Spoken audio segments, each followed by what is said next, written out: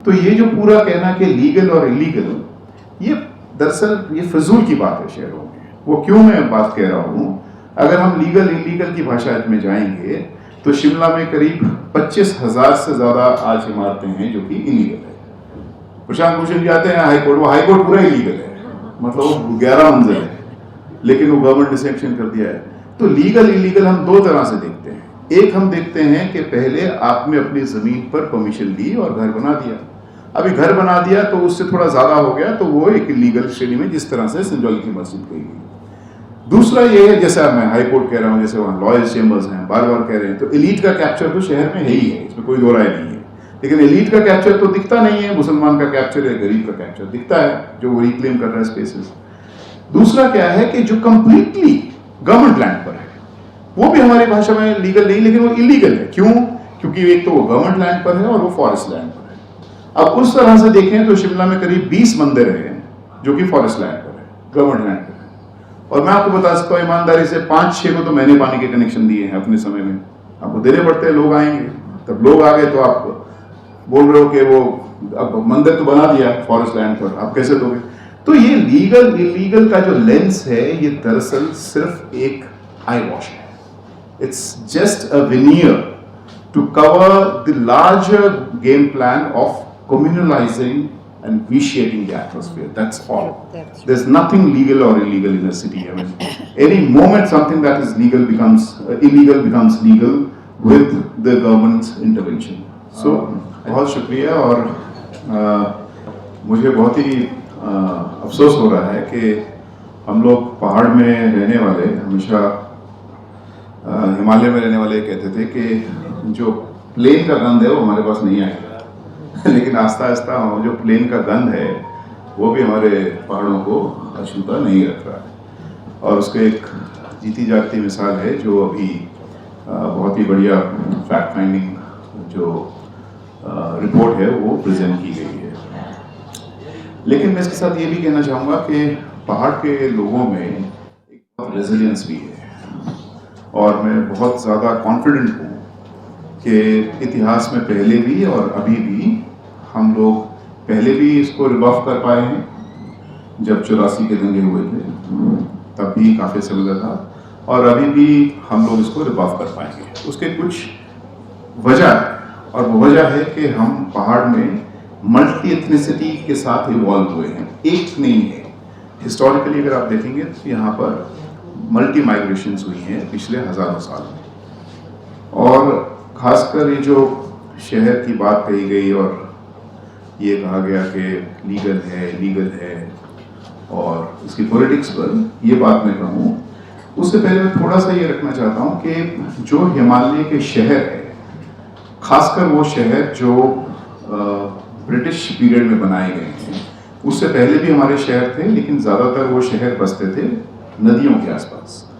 British थे जिसने पहाड़ के ऊपर शहर बनाए, और ये जितने आप शहरों की बात कर रहे हैं, मंडी को छोड़कर, पालमपुर हो, शिमला हो, ये सब ब्रिटिश ने बनाए, क्योंकि पहाड़ के ऊपर हमारे कम्युनिटीज़ को रहना आता ही नहीं था। ये सारे के सारे पहाड़ माइग्रेशन बेस्ड पहाड़ है। ये लोगों को दूर दूर से लाया गया और फिर ये शहर बसाया गया। उदाहरण के लिए मैं आपको शिमला की बात बताता हूँ। शिमला एक ऐसा शहर है जिसमें करीब हमारे देश की राजधानी भी था वो ब्रिटिश टाइम में, लेकिन क्योंकि फ्रेट पीछे पीठ पे कैरी करने के लिए कश्मीरी मुसलमान को लाया गया कश्मीर से, और सिर्फ लाया नहीं गया, उनके लिए लेबर हॉस्टल बनाए गए। तो वहाँ पर 5 लेबर हॉस्टल्स आज भी, और एक ज़माने में 20 साल पहले तक तो वहाँ पर मतलब लेबर ऑफिसर कश्मीर सरकार का वहाँ बैठता था। तो ये माइग्रेशन, मतलब हर पहाड़ी शहर में माइग्रेशन ही उसका बुनियाद है। आपसे बात हो रही थी आपके पेशावर से, पूरे पार्टीशन के बाद पेशावर से बहुत सारे लोग आए, आज पूरा बिजनेस को डोमिनेट वहाँ पर करते हैं। इसी तरह से वाल्मीकि, क्योंकि उस ज़माने में आपका मैनुअल्स की रेंजिंग थी, पूरा वाल्मीकि आपका हरियाणा और पंजाब से लाए।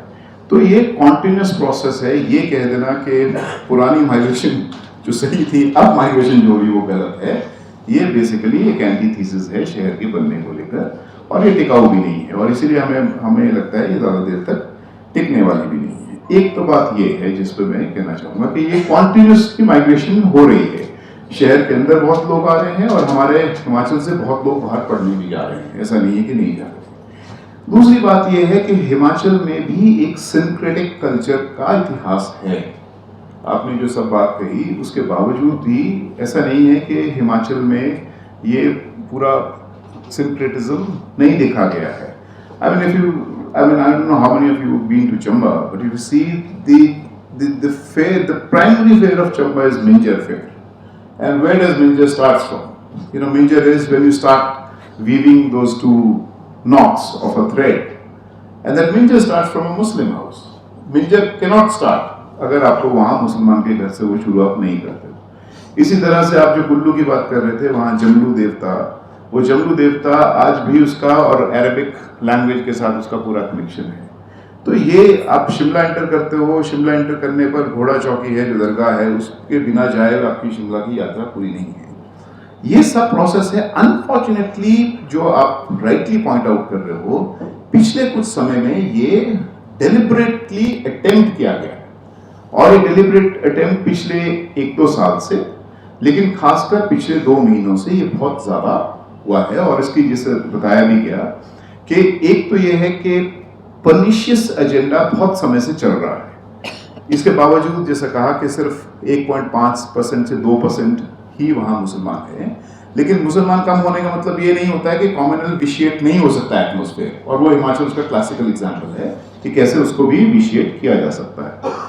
तो ये और जो पूरा मतलब जिसकी बुनियाद हम ये कहते हैं एलीट, मॉब एंड टेक्नोलॉजी, ये 3 बुनियाद पर, एक एलीट सेक्शन, दूसरा मॉब और टेक्नोलॉजी, और अफवाहों के पूरे आधार पर, और हम सब जानते हैं कौन लोग हैं इसमें और कौन लोग उसमें ये इसको पूरा बिल्ड कर रहे हैं। और जैसा कहा भी कि सिर्फ बाल काटने की घटना से, मतलब मुसलमान की जो नाई की दुकान है वो बाल काटने के पैसे ना देकर आप एक झगड़े को एक शुरुआत कहाँ तक पहुंचा सकते हो, ये हमने वहाँ पर उसको देखा। आप हैरान होंगे, मैंने 5 साल साहब शिमला में डिप्टी मेयर, और मैं डायरेक्टली इलेक्टेड था। ऐसा नहीं था कि आपको काउंसलर जीते और फिर मैं, तो आपको मतलब एक घर, शिमला छोटा शहर, एक घर में जानता हूँ। ईमानदारी से बताऊँ, मुझे भी पता नहीं था खुशराम जी की वहाँ मस्जिद है, मतलब वो इतनी अननोटिस थी और पूरे दुनिया में भी नोटिस हो गई। क्यों? क्योंकि हर जगह पर तो इस तरह से कुछ ना कुछ है। तो ये जो पूरा कहना कि लीगल और इलीगल, ये दरअसल ये फजूल की बात है शहरों में। वो क्यों मैं बात कह रहा हूँ, अगर हम लीगल इलीगल की भाषा में जाएंगे तो शिमला में करीब 25,000 से ज्यादा आज इमारतें हैं जो कि इलीगल है। प्रशांत भूषण जी आते हैं हाईकोर्ट, वो हाईकोर्ट पूरा इलीगल है, मतलब वो 11 मंजिल है, लेकिन वो गवर्नमेंट ने सैंक्शन कर दिया है। तो लीगल इलीगल हम 2 तरह से देखते हैं। एक हम देखते हैं कि पहले आपने अपनी जमीन पर परमिशन ली और घर बना दिया, अभी घर बना दिया तो उससे थोड़ा ज्यादा हो गया, तो वो एक लीगल श्रेणी में, जिस तरह से संजौली की मस्जिद कही गई। दूसरा ये है, जैसा मैं हाई कोर्ट कह रहा हूँ, जैसे वहाँ लॉयर्स चेंबर्स हैं, बार बार कह रहे हैं, तो एलीट का कैप्चर तो शहर में है ही है, इसमें कोई दो राय नहीं है। लेकिन एलीट का कैप्चर तो दिखता नहीं है, मुसलमान का कैप्चर है, गरीब का कैप्चर दिखता है, जो वो रिक्लेम कर रहा है स्पेसेस। दूसरा क्या है कि जो कंप्लीटली गवर्नमेंट लैंड पर है, वो भी हमारी भाषा में लीगल नहीं, लेकिन वो इलीगल है। क्यों? क्योंकि एक तो वो गवर्नमेंट लैंड पर है और वो फॉरेस्ट लैंड पर है। अब उस तरह से देखें तो शिमला में करीब 20 मंदिर हैं जो कि फॉरेस्ट लैंड पर है, गवर्नमेंट लैंड पर है। और मैं आपको बता सकता हूँ ईमानदारी से, 5-6 को तो मैंने पानी के कनेक्शन दिए हैं अपने समय में।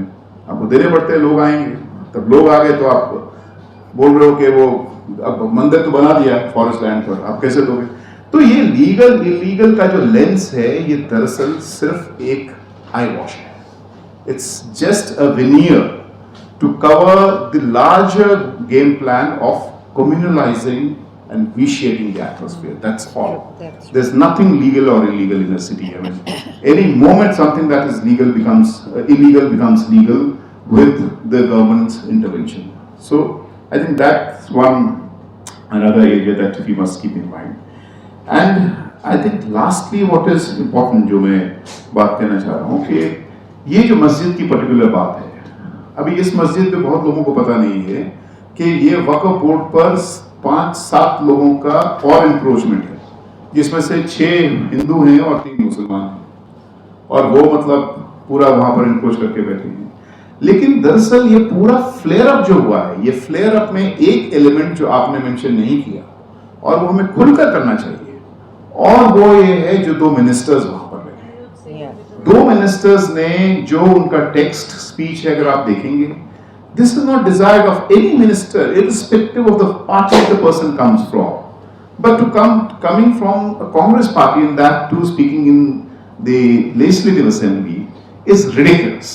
I mean it's highly condemnable, क्योंकि जिस तरह से उन्होंने बिल किया, और दूसरा वो कि आप आइडेंटिटी कार्ड बनाएंगे, आप ये आधार कार्ड, ऐसा नहीं है पहले नहीं था, पहले भी था।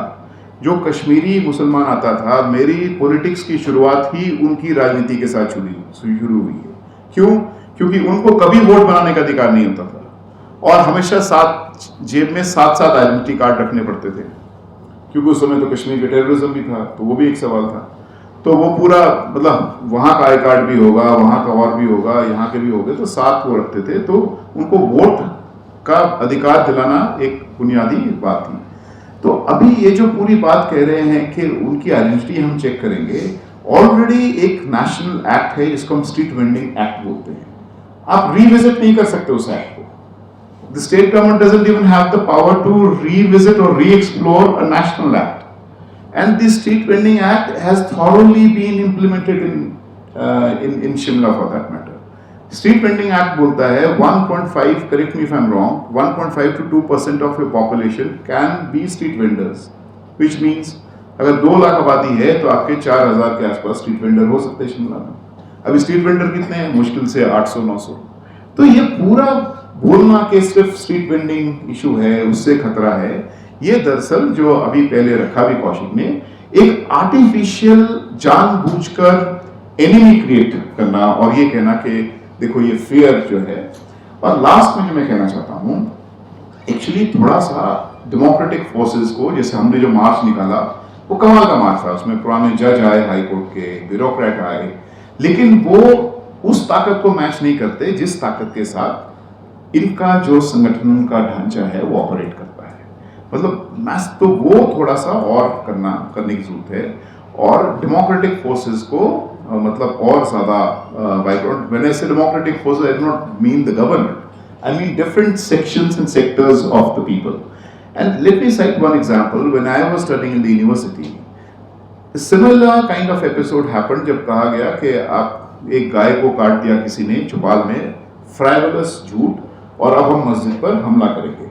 उस जमाने में हम लोग अपनी यूनिवर्सिटी से 500-1000 लोग मोबिलाइज करके मस्जिद के बाहर खड़े हुए। हमने कहा आप हमला करके दिखाइए, पहले आपको हमारे ऊपर करना पड़ेगा। अनफॉर्चुनेटली ये डाइल्यूट कर दिया उन्होंने। इस जो अभी हुआ है, आपने देखा प्रोसेशन तो हुआ, बट वो जब मस्जिद पे हो रहा था तो काउंटर मोबिलाइजेशंस लोगों की वो दिख नहीं रही है। In fact that is what we need to do. I think that's all. Tekinder, thank you so much. You have really actually